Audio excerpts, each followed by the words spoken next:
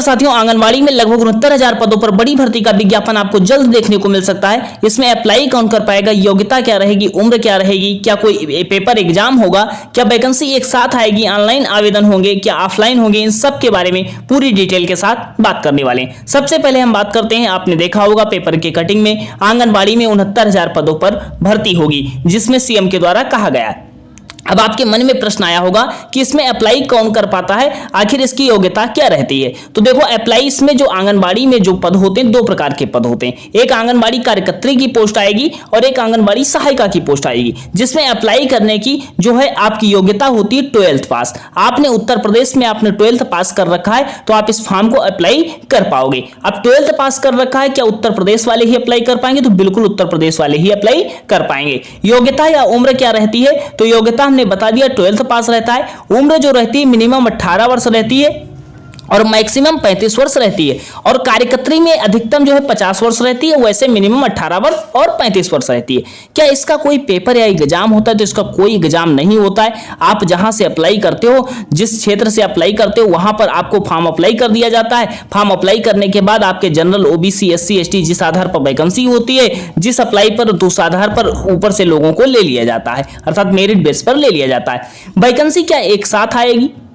तो वैकेंसी का नोटिफिकेशन जो है पोर्टल पर देखने को मिलेगा। अब कौन से पोर्टल पर देखने को मिलेगा? एक साथ नोटिफिकेशन नहीं आएगा, ये आएगी नोटिफिकेशन जो आएगा डिस्ट्रिक्ट वाइज आएगा। कैसे आएगा? डिस्ट्रिक्ट वाइज आएगा। जो उत्तर प्रदेश के 75 जिले हैं, 75 जिले के हिसाब से अलग अलग डिस्ट्रिक्ट वाइज ये नोटिफिकेशन आपको देखने को मिलेगा, जिसमें गांव वाइज जो ग्राम सभा वाइज आएगा कि किस ग्राम में कितनी वैकेंसी है, किस आधार पर है, जनरल की है, ओबीसी की है या एससी एसटी की है, अलग अलग आधार पर इसमें वैकेंसी देखने को मिलेंगी। उसके आधार पर देखो ये बताया गया है कि लगभग 69,000 से अधिक पद होंगे। 18 से 35 साल उम्र की बात कर ली गई है और ये पूरी तरीके से ज्ञापन दिया जा चुका है। यहाँ पर आप देख सकते हो कि इसमें एक समिति तैयार कर दी गई है, जहाँ पर आप देखोगे इसके लिए पोर्टल यूपी आंगनबाड़ी भर्ती .in पर जाकर के आप देख पाओगे। इसके लिए अपडेट यूपी आंगनबाड़ी भर्ती .in पर जाकर के आप ये सारी चीजों को देख पाओगे। तो इसमें पूरी डिटेल हमने बता दी कि न्यूनतम उम्र आपकी देख सकते हो, हमने 50 जिसमें बताया था, जिसमें आंगनबाड़ी कार्यकर्त्री के रूप में बताया था।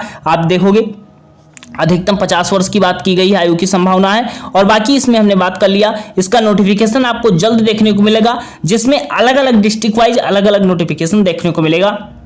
जिसमें मान लो आपके नोटिफिकेशन मतलब 75 जिलों में आपका नोटिफिकेशन किसी डिस्ट्रिक्ट का पहले आ सकता है, किसी डिस्ट्रिक्ट का बाद में आ सकता है। ये चुनाव से पहले प्रक्रिया कंप्लीट हो जाएगी। तो ये है कि, और इसमें वरीयता की अगर बात करते हैं, सबसे ज्यादा वरीयता सबसे मतलब आपके ग्राम सभा से या आपके साथ जो अप्लाई करते हैं, वरीयता किसको सबसे ज्यादा दिया जाएगा?